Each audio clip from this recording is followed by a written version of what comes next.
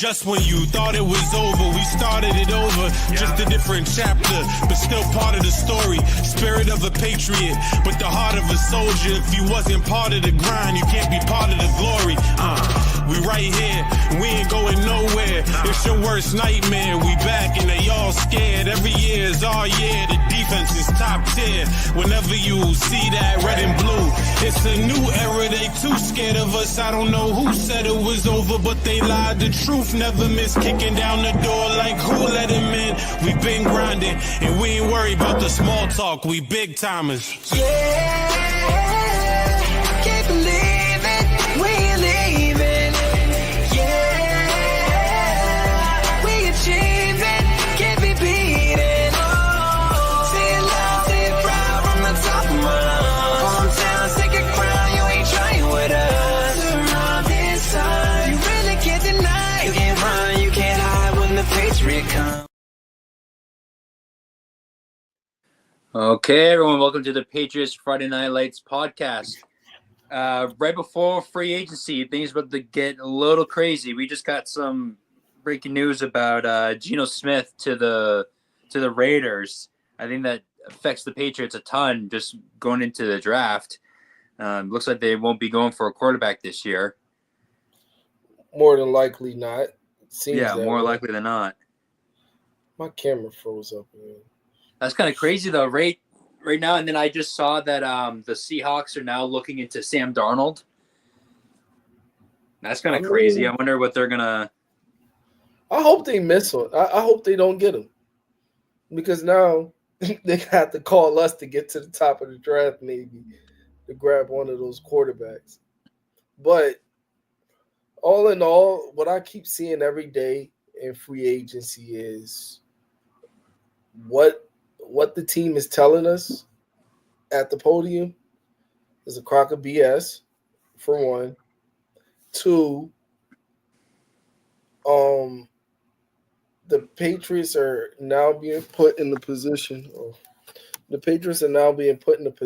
where their weakness is going to very well have to be their strength, because the free agency market, it seems like every time there's a receiver up, even when there's a cheap price, something is too much for somebody. And the Joe Tooney thing, it is alarming because that just sucks. Just to hear that you wouldn't give up a 4th round pick in next year's draft for Joe Tooney, and he will be coming back to a similar system. So this would easily be plug and play, because obviously he played under Josh McDaniels for years. But a 4th rounder next year was too rich. So that does cause alarm where you look around like, okay, so what the like if that's too rich for him, then what's going on here? Because even like I said, going back to the Jerry Jeudy thing, we flirted with a trade with him for years. Yeah. And I guess a 1st or a 2nd was too high for him. And then all of a sudden, Cleveland prized him from freaking Denver. Yeah, the problem. And then, not to say Christian Kirk is top of the market, whatever, but he's better than anything that we have in the building. He goes for a 7th to Houston. Debo goes for a 4th to Washington. Like I said, Chicago, the 2 teams that picked ahead of us in last year's draft have made, on paper, what it looks like significant moves to help their young quarterbacks going into next year, because we already know, you know what I mean, once the new league year comes in, boom, swap the trades, all that goes through.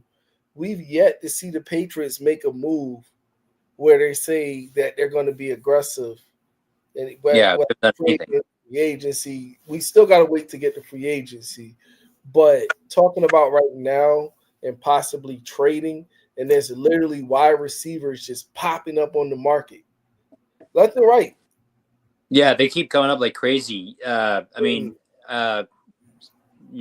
a guard. Shaq Mason, he's going to be available, it looks like. So that's another, that one, I wouldn't be mad at that, right? If we're missing out on Joe Tooney. Shaq Mason shouldn't be any more expensive than Joe Tooney. Joe Tooney's a Hall of Famer.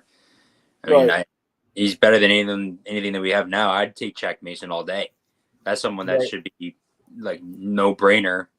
And receiver wise, DK Metcalf is the obvious choice, unless T Higgins, just kind of falls apart, which his mom just retweeted that the Bengals are disrespecting him.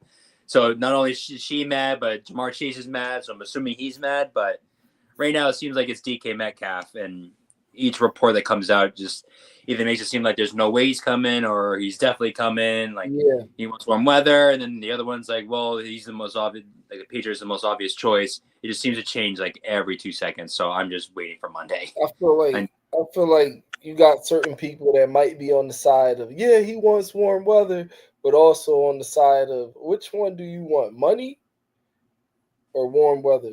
Because winning could potentially come with both. But him wanting to be traded up out of Seattle, okay, cool. All you're going to do is be traded as another asset for them to rebuild, because that's what they're doing. They released Tyler Lockett. They got rid of the quarterback. They gave you permission to seek a trade. So it's like, okay, DK, you can hit the market, but the only teams that are going to pay you this money that you're looking for and also be willing to compensate what Seattle is looking for your services is slim to none. So you're going to be going to another rebuilding team anyway. But realistically, this would be the best quarterback you done played with so far in your career. Because I feel like the second year Drake May could stand up to what we've seen in the latter years from Russell Wilson. And especially DK Metcalf, you would really just change that team. You feel me? You would change. Yeah, that's the. He's gonna have such a massive piece in what the Pats are doing, and they're gonna pay him over $30 million. I can see it. I mean, I don't blame him. Just overpay. Just do whatever you got to do to get him in. And the Drake May is gonna be by far the best quarterback he's played with. I feel like he could be worth it. Oh, because easily. Look at Stephon Diggs. Did we really we knew he was a good receiver, but aside that miracle catch in Minnesota, and he definitely balled out that year. But were we looking at Stephon Diggs the same way in Minnesota? Are we looking at him now? No. Once he got with Josh Allen versus Kirk Cousins, it looks a lot different. AJ Brown was always a good receiver in Tennessee, but the level that he got to since he's been in Philly, because now he actually got a quarterback that's better than Ryan Tannehill, it shows. Right. He has games where he's going for stretches of over 100.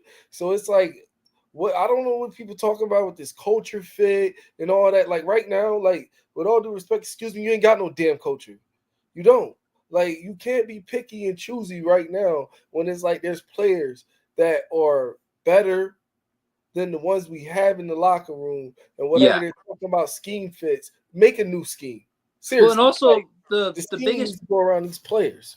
Yeah, I think the biggest thing is he's literally the receiver we've been searching for since N'Keal Harry. He's literally like big body, contested catch, will beat you downfield. He's literally N'Keal Harry if N'Keal Harry worked out. Right, he is the perfect fit because he's exactly what we've been looking for over 5 years. And he's insanely fast. Yeah, he's like the fastest guy. He ran when he chased 4.37? down, was it Buda Baker? Yeah. He chased down, he's insane. And he's massive. He ran like a 4.37, in the combine. Crazy. His combine was one of the best I've ever seen. Yeah, him and I think they were talking about the kid, the one I was talking about from South Carolina. Him and DK Metcalf tested similarly, the safety from South Carolina. That just goes to show you how freakish of an athlete, running in the 4.3s and having over a 40-inch vertical and having over I think 11-foot broad jump. Imagine him having a quarterback that can throw, a dig route, 10 yards into, 10 yards across the field on a dime and just zipping it in. Right? He never had that. Gino doesn't zip it in like that. I think the amount of routes that he's going to be able to run and the different things that we're going to use him for are going to explode because he's never had someone like Drake May. I think we're going to see a lot more variety in how DK Metcalf plays if we get him. or like I'm just like I'm sitting here hoping and praying. Like I just been looking and looking, and I don't care what nobody say. DK is definitely a wide receiver one because this is something that I wanted since 2019 when we sat there at 32 and we bypassed him and took N'Keal Harry. I didn't Yep. even know who N'Keal Harry was, but I'm No like, one did. No one did. DK Metcalf and AJ Brown because I watch a lot of college football, so I knew who those players two. were. Ole So Miss. it was like, man, even Debo Samuel's being there. So it's like we're in such a peculiar situation because it's like when last year seemed like a stronger draft, it looked like we screwed the pooch. For right now, that's what it looks like. Mhm. I'm hoping to God that Jalen Pope and Javon Baker can make at least marginal waves this year in a wide receiver room that could get crowded. Now, if we bring in a new top end weapon or something like that, then there's no need, with all due respect to Kendrick Bourne, there's no need for I was Kendrick about to Bourne. say, I love KB, but yeah, I mean, Demario Douglas is going to take over his role and he's going to surpass him. Kayshon Boutte is the exact same receiver. Yeah, there's just no point, especially with his the contract that we gave him. It just makes sense. I love KB, I love him, but it's the writing's on the wall at this point. If we got someone easily, because like they say, like all right, by the time we get some of these players to be what we envision them to be in our scheme, are they going to be too old? You understand what I'm saying? Like, are they going to be too old in the overall grand scheme of the picture? Where would Kendrick Bourne be when, realistically speaking, if we can say in a perfect world that Drake May keeps ascending and he keeps developing at a perfect rate, and the team, the roster eventually fills out, how long do you think that'll take us to do? And to be in a contending team. 3 years, probably 2-3 years, not including this year. So right? What the hell are we doing Kendrick Bourne 3 years from now? Right. But he's in his 30s now, right? Yeah, that's what I'm saying. Like, he'd be in his mid 30s and he's already tore his ACL, and it just makes sense to do it now. Probably get. I mean, I take anything from him. I don't. Whatever we can get from him is fine. I mean, like, we have too many receivers that are all the same type of receiver. Yep. So like, it makes sense just to get rid of him. I mean, Kayshon Boutte is literally Kendrick Bourne, and he's better right now. Yeah, with a better Kayshon Boutte, I think the best thing he got for him is if he can pick up his route running and get it to peak condition, then I think he was definitely would be a good 3 option. Now Baker is interesting because I'm rooting for Baker because I want to see him become like a solid number 2. But then again, that goes down to, well, where does that leave Jalen Pope? Who knows? Because there's about to be another wide receiver brought in. So it's like clearly Kayshon Boutte earned his spot. Yeah. It's sad to say, but you kind of just created a competition bubble between the 2 rookies that you brought in, even though it possibly should have been that.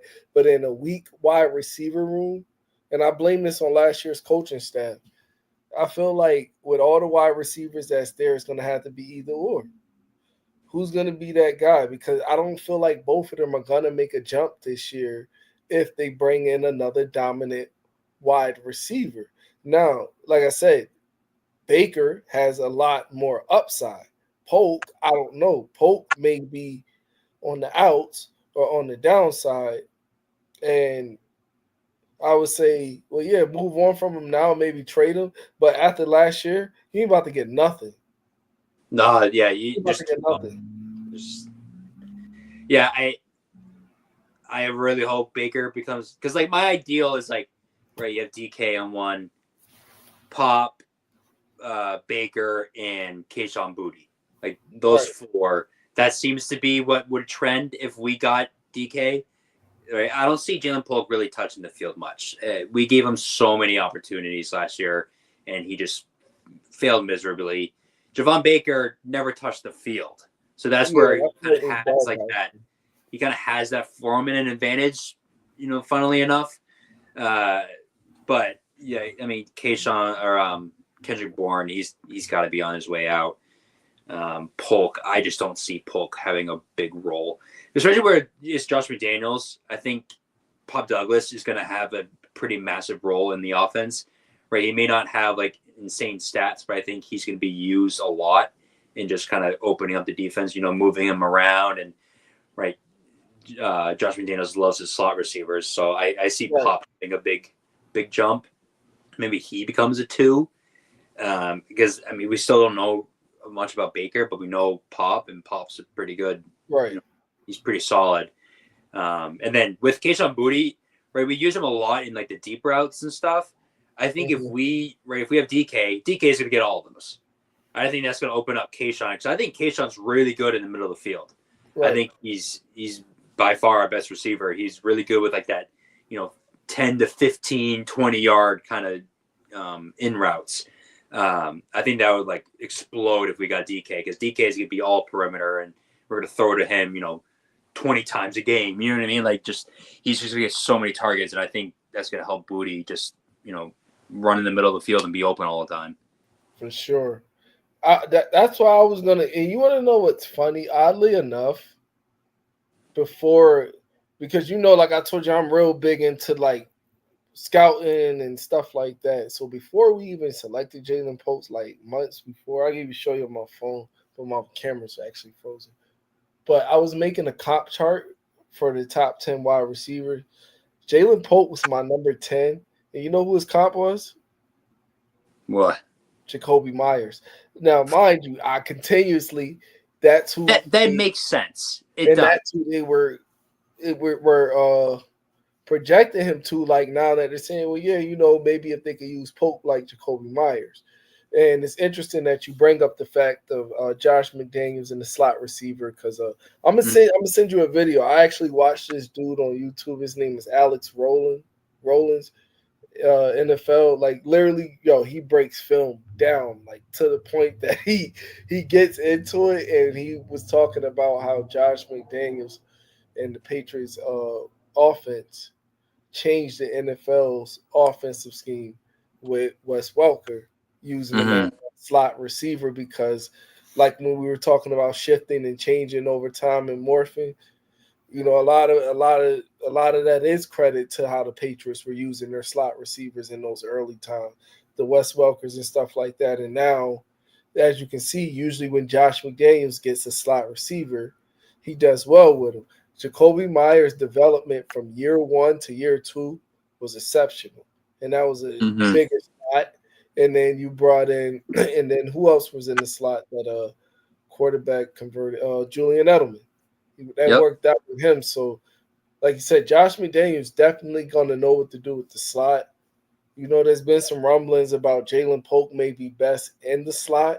So I'm interested to see, is that a plan A for the Patriots, or is it a plan C? Because considering the top targets I've heard for them maybe in the receiver market was Jacoby Myers and Chris Godwin, and both those guys are 2 bigger slot wide receivers. Yeah, I feel like have to use Polk in the slot. I think that's the only way he can have a shot. Or he can be an outside guy, because that will probably be Boutte. It's just Madden, but I use him in the slot on Madden. He actually, I get off with him. I'm not gonna lie. He actually, okay. I actually get off with him in the game, because he has like a little bit bigger size. But I'm just hoping that something. I don't know if it was the coaching staff or if these guys were just bad, but if it was the coaching staff, they created such an unfair situation for Baker and Polk, because now they have to get reevaluated by a whole nother coaching staff after a whole down year.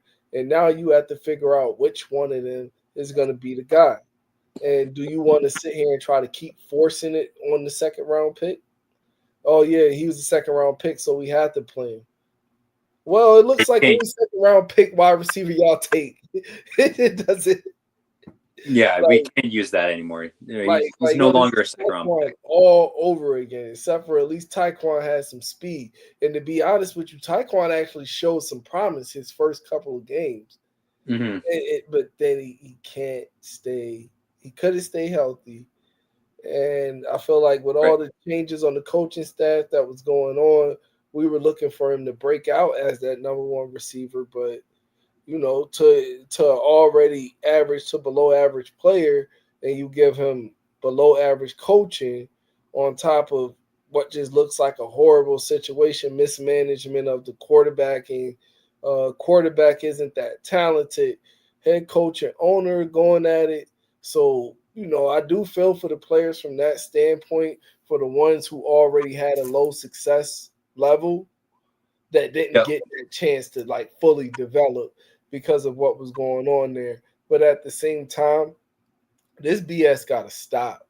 All of this, you keep talking in the media about what we're going to spend, how we're going to be aggressive, and we just keep seeing these reports come out about the freaking trade market and what they're going to do at wide receiver. Because truthfully, it's either if Travis Hunter doesn't fall to you at 4 and you don't exclusively use him as a receiver, after that, this draft drops off at a lot of key positions.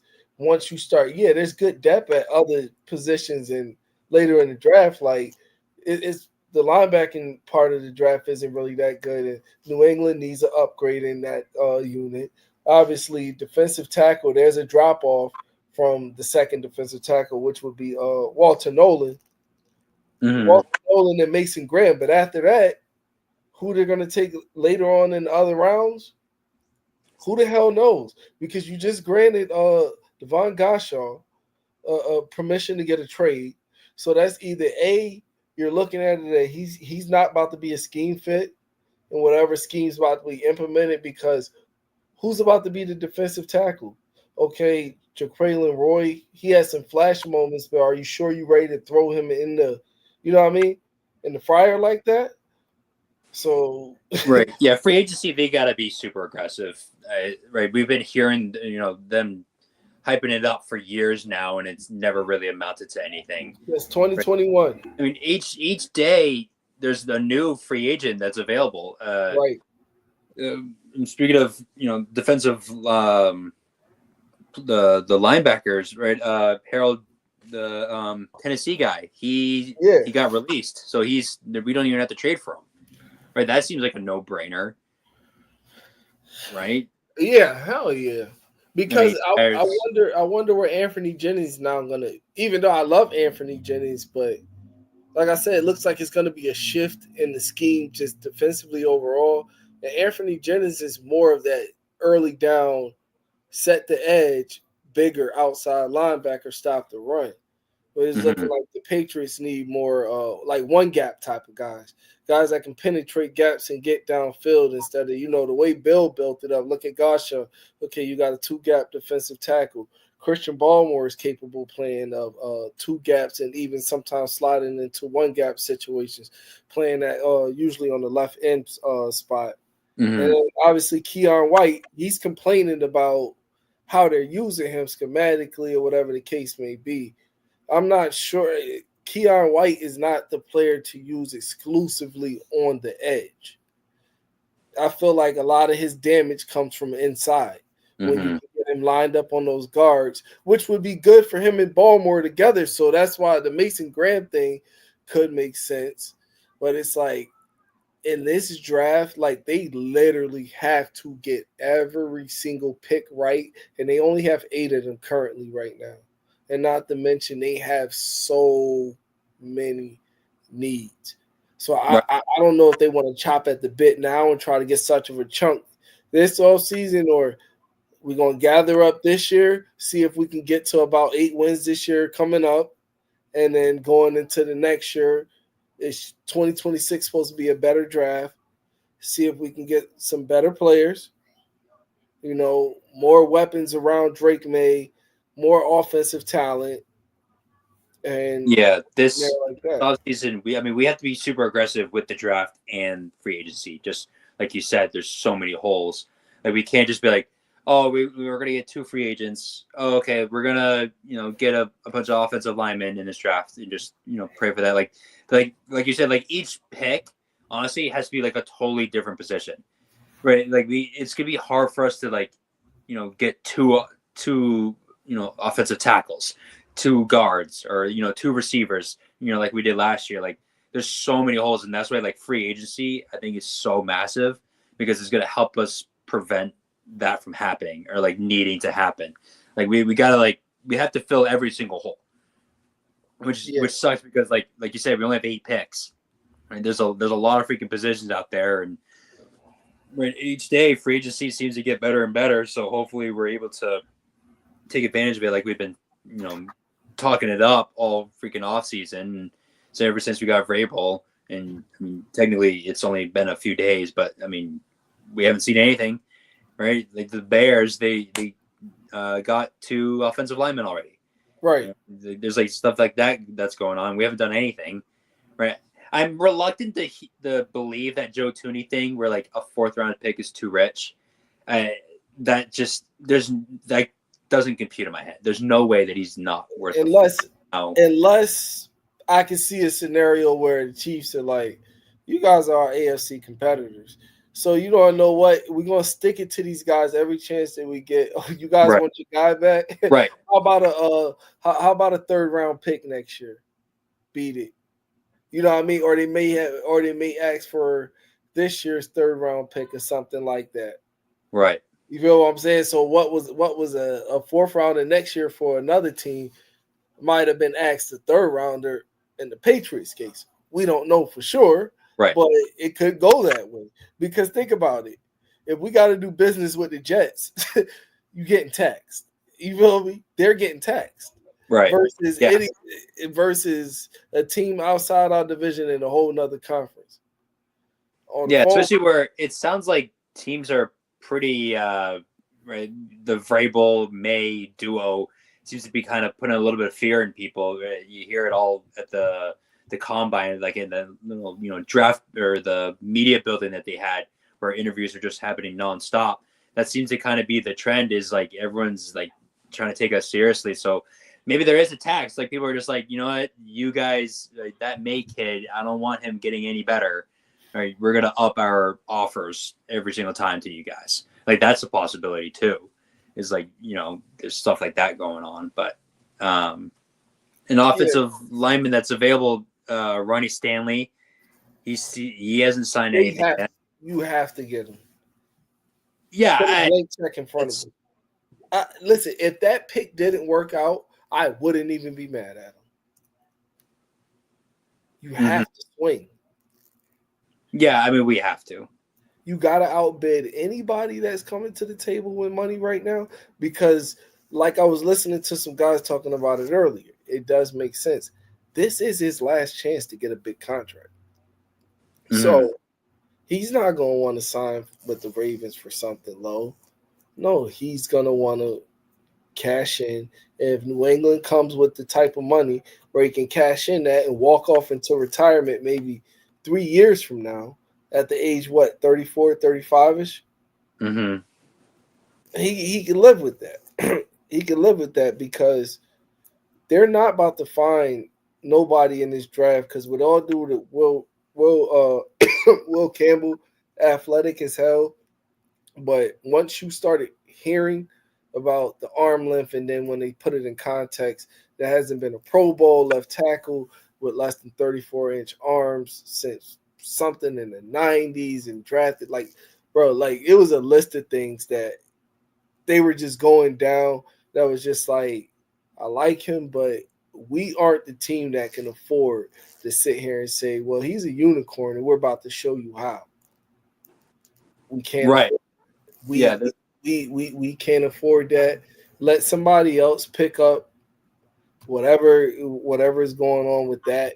Because even with Mubu, I want him, but I feel like he's gonna raise into the first round now too because it's such a weak draft that those traits and measurables, those guys. Because look at Shamar Stewart, he only had 1.5 sacks, I think this past year, but he's going to go in the first round because looking at him 6'5", I think he checked in at 266 somewhere around there, running a 4. I think he ran like a 4.6 something.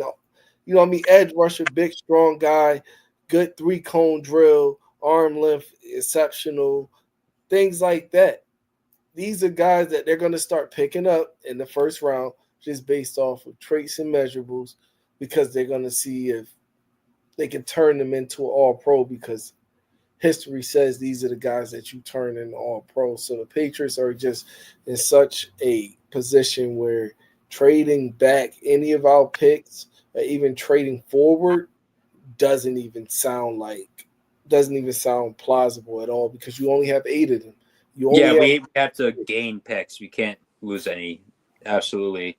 Like that shouldn't even be an option, right? Yeah, if you're gonna part with one, it better be it better be a guy that for our situation, that's a home run that we can look at and be like, they brought that guy in and he helped this team win 4 more games than what they won last year. DK Metcalf, right? Yeah. That's the guy you get rid of a pick for. Right. Exactly. It makes too much sense. He solves multiple problems for you. He solves the size problem on the perimeter.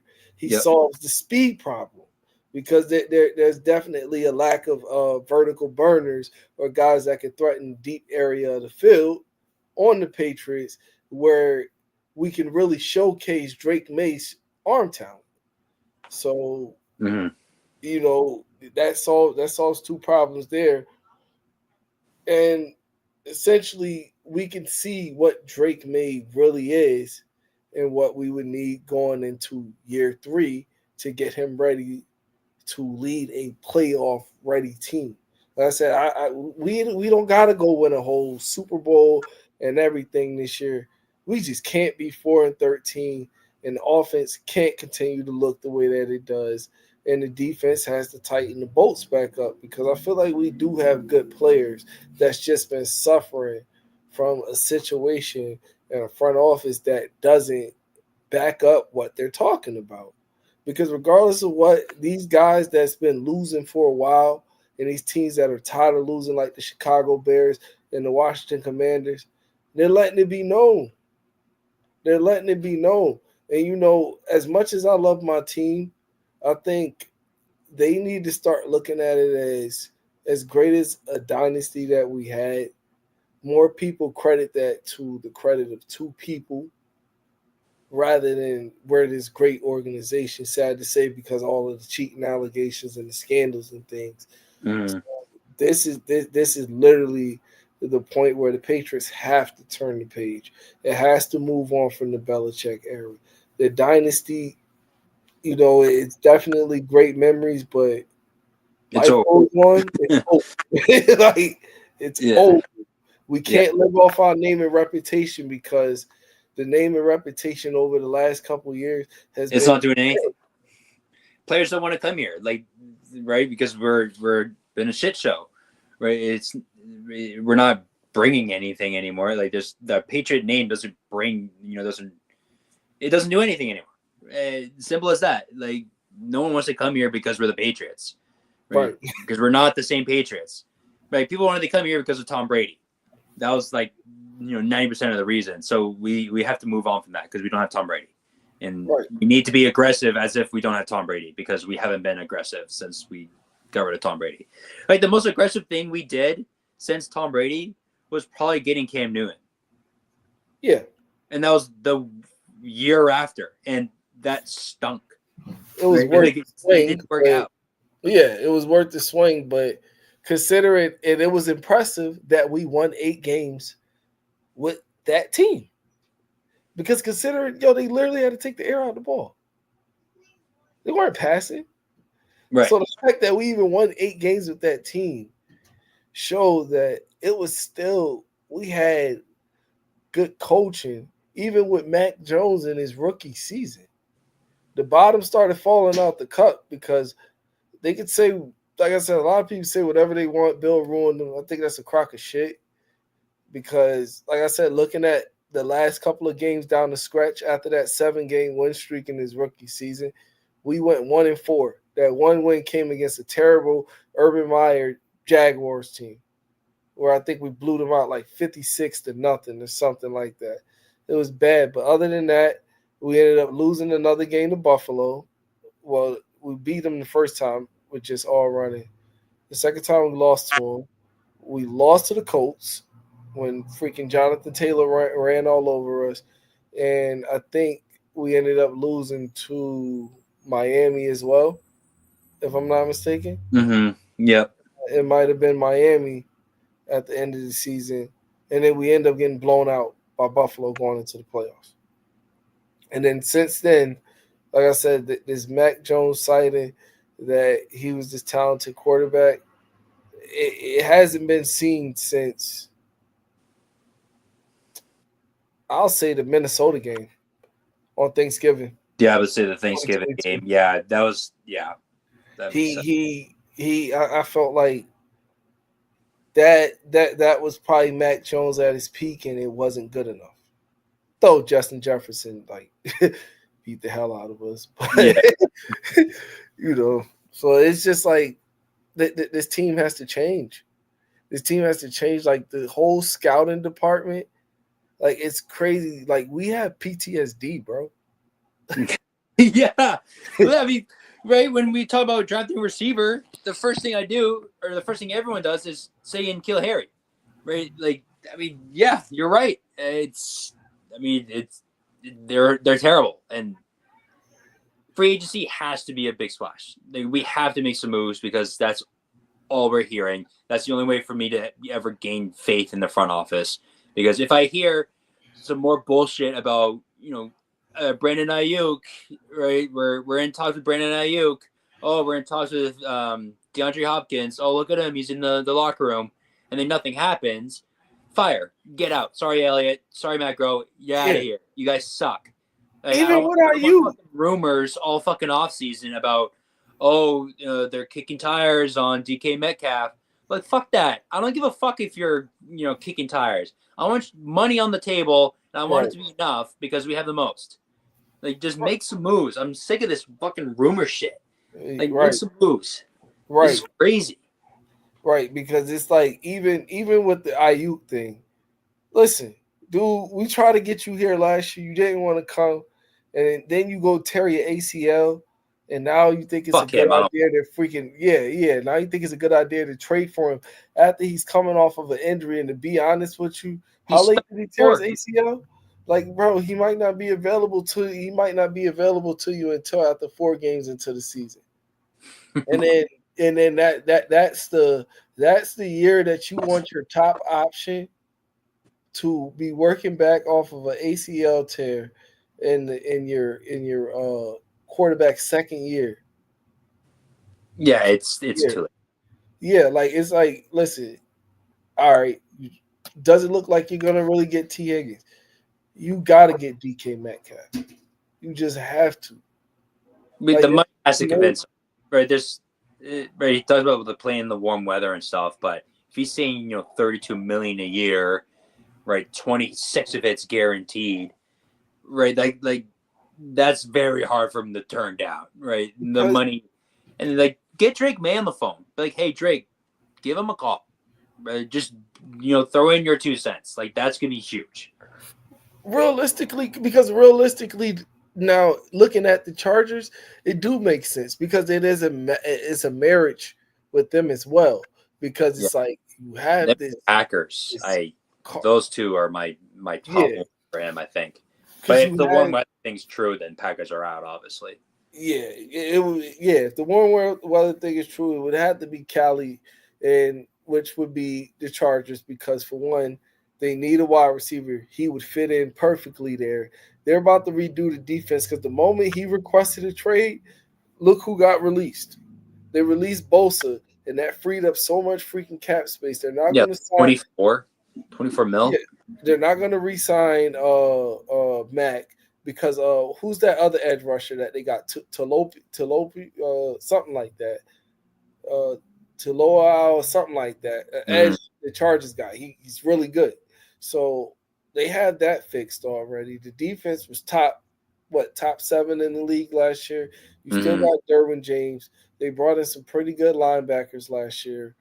The second, like the Chargers are a team that if they do get their hands on DK Metcalf, the Chiefs, I would get it. They're going to be a problem. So now, at a time where the Patriots need to peak, this other team that has what you have and more plus experience can possibly be the team that's going to end up getting this player because the salary cap just went up. Like I said, teams got more money to spend now. Right. It's like stimulus checks all over again. Everybody got money. So you want to know what? That's why it's just so hard for us that when Ronnie Staley, we know he's not getting franchise tag. We don't have the trade for him. It's a bidding war at this point. Baltimore can't outbid you. Listen. And they're not going to try to give him a big payday unless Baltimore feels like he's a piece to them winning the Super Bowl, and without him, it doesn't happen. I don't feel like they're looking at it like that. Teams like Baltimore, they can afford to take swings on certain first-round draft picks and stuff like that in the draft because the franchise is not being placed on their shoulders. They're being set aside other first-round picks or, you know what I mean, guys that these expectations were already with, and they could just fit right into the scheme of things. Right. Every player we bring in, well, I do this every year anyway. They're under the they're under freaking I forget the word. I was about to say microscope. There it is. Okay. Yeah. We're watching. They're gonna get watched closely because what did your production do for this team? As I said, we can't afford to miss because looks like we missed in the second round and in the third round last year.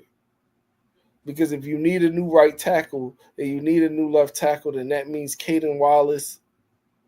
Wait, did we take him we took him in the third, right? It was either him or Leighton. I think they were kind of back to back, weren't they? Leighton and Baker was in the fourth. Yeah, Caden Wallace was the third round pick. So it's like, okay, everything that you needed in last year's draft, you needed in this year's draft again. Yeah.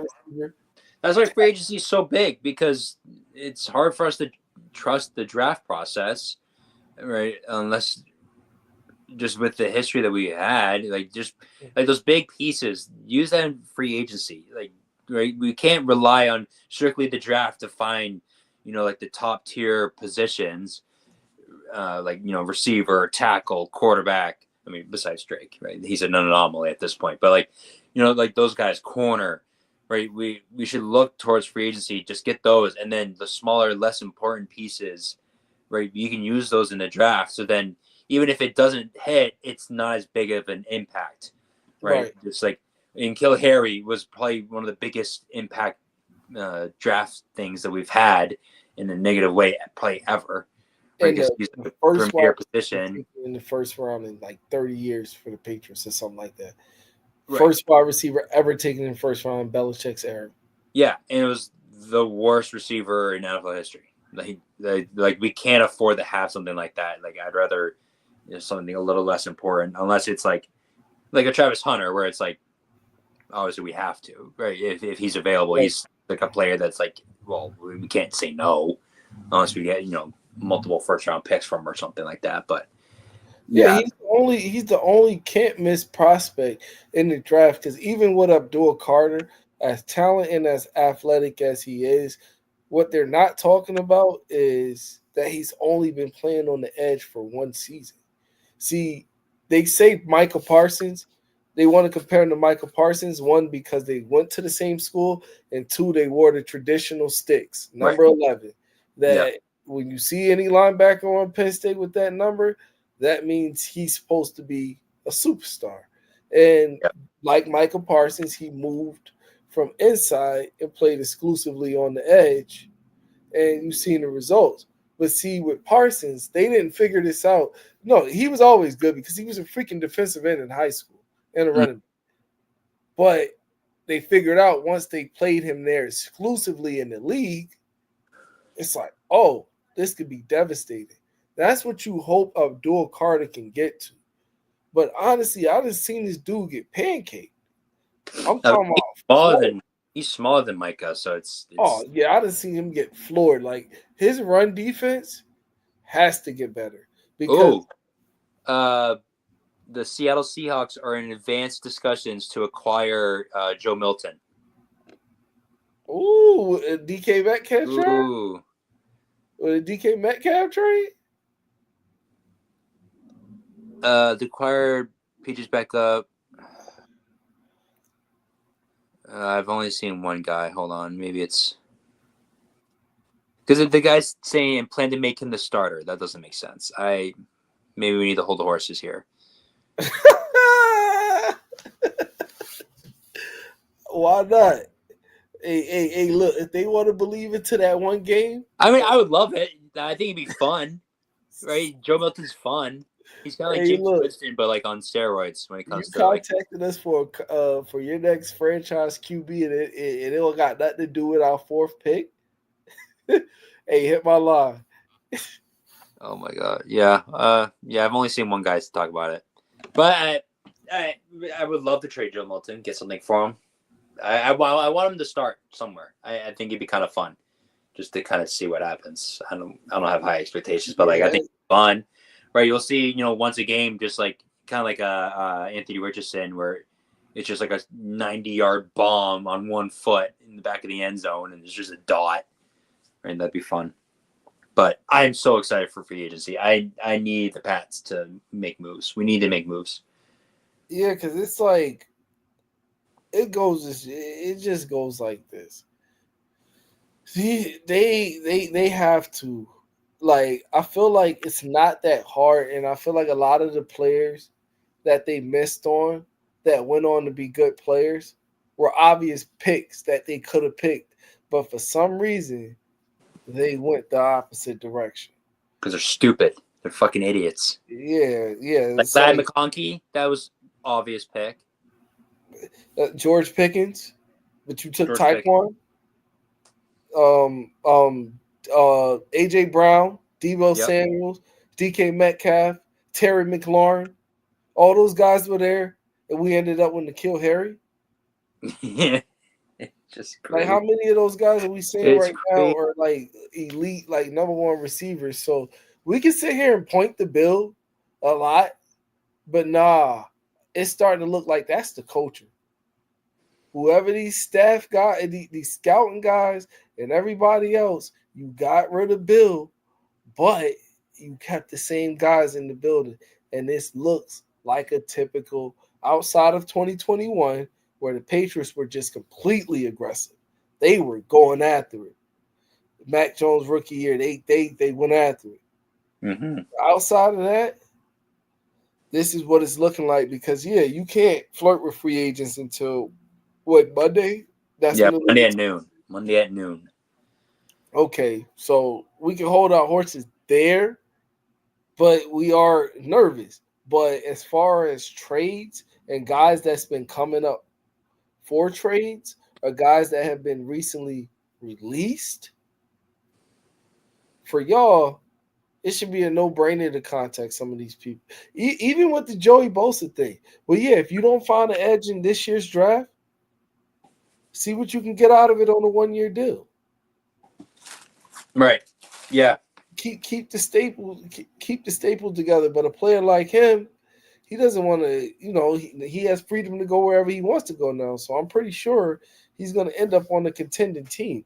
And sad to say, as we sit here and fuck around and do all this other stuff, teams like Buffalo are an attractive sight right now because they're feeling like, wow, we could have beat the Chiefs last year. Look how they got their ass kicked by the Eagles. Damn, what if we can get a guy like a Joey Bosa or Myles Garrett to come in here? Myles Garrett that would be the end of the AFC East if they got Myles Garrett. Yeah, bro, because it's but they're very well in play with him. Right? He's exactly what they're looking for. Right? Or imagine Buffalo gets their fucking hands on one of these wide receivers. Yeah, DK Metcalf. Fuck.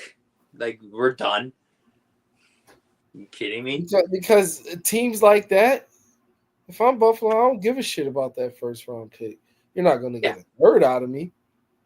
I'll give you, if I gotta give you a third for him, that third's coming in next year's draft or it can be a fourth this year. Right. Seattle's going to grab it. Seattle's going to grab it because now they're going to be back in a position where they're going to have 2 first-round picks. Because guess what? They did it with Russell Wilson. For years, Seattle had 2 first-round picks. Mm-hmm. So it's not like they're exactly dead in the water. The only thing is this. The fact that they're getting rid of receivers and they just got rid of the quarterback, are they trying to be the early ones in line to be in the Arch Manning sweepstakes? Who knows? That would be fun. I would like him with him and Jigba. Yeah, because it's like they got good guys on defense. They got one of the better defensive units in the league. And like I say, they got some pieces even on offense. The offensive line, I think they took a tackle in the recent draft. What was it, Charles Cross or something like that, or a guard or something? Obviously JSN. They got 2 good running backs. So maybe Joe Milton. Maybe Joe Milton could be a missing piece in that offense because that it has infrastructure, I should say. It's infrastructure with guys that can go on to make plays. I don't know, but the Patriots. Geno. So Seattle was going to pay him about $35 million a year, where Geno was looking for 45. Man, are the Raiders going to pay him 45 a year? That's what they offered Brock Purdy. Yeah, I saw. Yeah, Brock Purdy making 45. Like, man, He ain't even signed it yet, but that's what they're offering him. And yeah, he might say that's too low. 45. That makes sense for Purdy, but Geno. But he might say that's too low. Because then you see the guys that's making 53 and 52. And fucking Cowboys fucked it all up with Dak. Get 60. Jesus. Oh, the Eagles just drove up the price on running backs as well. Which I love. I thought that was awesome.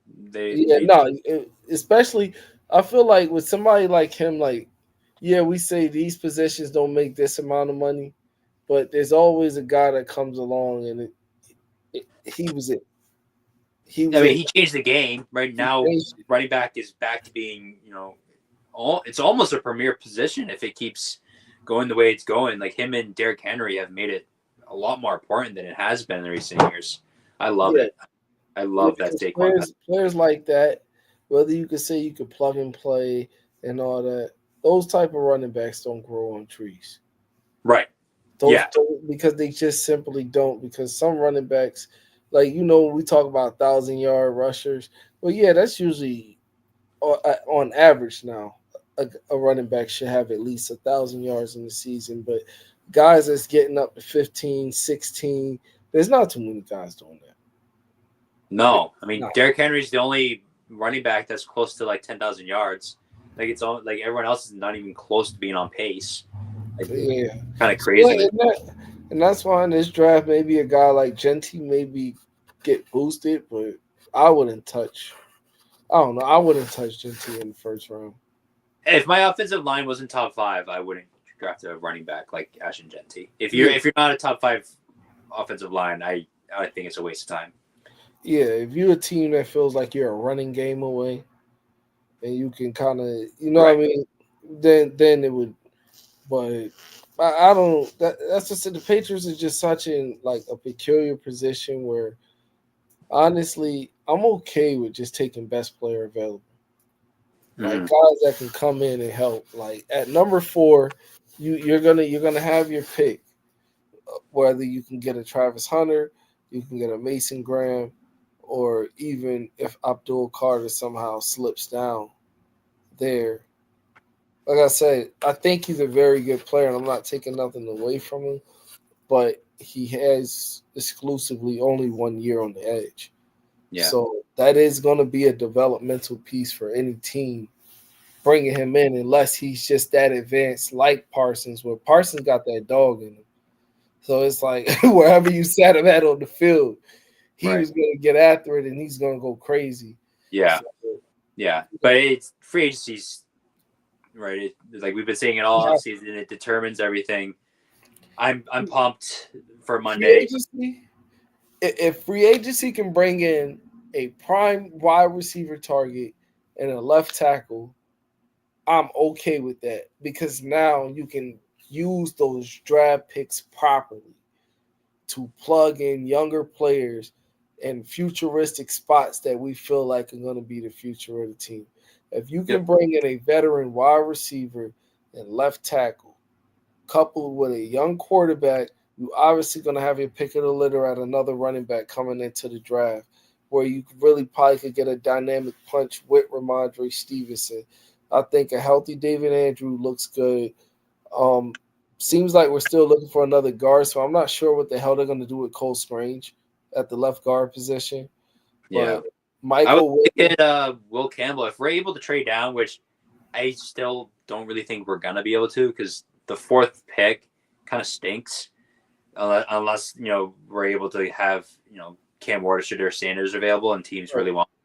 If we're able to trade down like significantly and still get Will Campbell and use him as a guard, I'm happy with that. Especially if you got Ronnie Stanley already. Right, exactly. Will Campbell's still the best offensive lineman prospect in the game.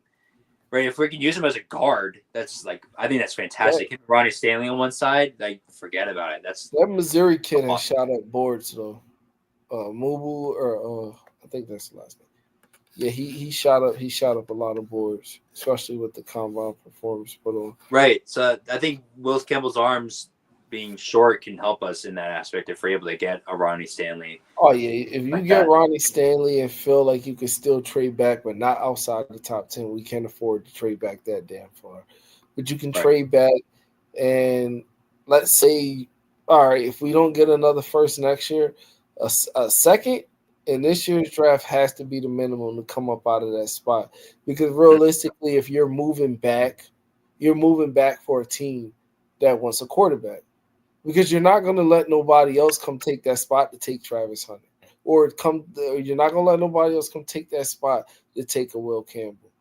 You know what I mean? Not Will Campbell. I mean Abdul Carter or a Mason Graham. You just don't do it. So it's like if you just looking at it where you're like, all right, these guys are about to come up and they're looking to take this quarterback, and hey, we just got a left tackle in here. But like I said, where the hell does that leave Cole Strange? Because he got injured, but I honestly feel like Cole Strange, because if you look at his athletic testing, that was a big reason why Bill took him. Cole Strange is actually when talking about offensive linemen, he's actually one of the more elite, athletically gifted offensive linemen. So, and like I said, he did a great job at center coming back. So it's either okay, if you're going to bring in another guard, what are you about to shift Cole Strange over to center? Where does that leave David Andrews? Is he there as a backup now? Like I said, Owenu's going to take the right guard spot. Right tackle, you guys re-signed fucking Jacobs for whatever stupid-ass reason.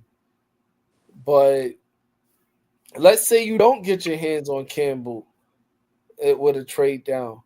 You can address the right guard position. You can address the right tackle position with the addition of Ronnie Stanley. You can address that right tackle position right there at pick 38. Because I feel like you're going to get some good guys that can come in and be plug and play with that veteran line that you're putting there with them. So, like I said, it's just in one of few ways. As long as they make the right pick, they can stabilize some of these units, where they can have a guy that they can stick in there, and it should take pressure off these other guys, and an actual functional NFL professional that measures up by standards of the league and can actually fucking play. Right. Yeah. Also coupled with good coaching on the back end. Yeah, our standards aren't high. It's not fucking rocket science. Yeah. Just stop missing on the fucking draft picks. I'm going crazy on here right now. But yeah. Well, I'm gonna get going. But all right, yeah, I'm so excited. I'm really excited for next week, next Friday, our podcast. I think we'll have a really good idea of what our draft's going to look like and what our new team's going to look like. Yeah, man. I'm so nervous. I'm so pumped. I know I'm nervous too, but if I see DK Metcalf on like Monday, I'm getting so drunk that night. I hope we get DK so bad. But Oh right. yeah. It was nice talking to you. You know, All right, bro. something happens. Yeah, for sure. 7-year-old. We're on to Cincinnati. It's nothing about the past, nothing about the future. It's right now we're preparing for Cincinnati. Okay, do you feel like the talent you have here is good enough? We're getting ready for Cincinnati. What is your responsibility? Well, I mean, I'm just asking, do you think you've done enough to help Tom Brady? We're getting ready for Cincinnati.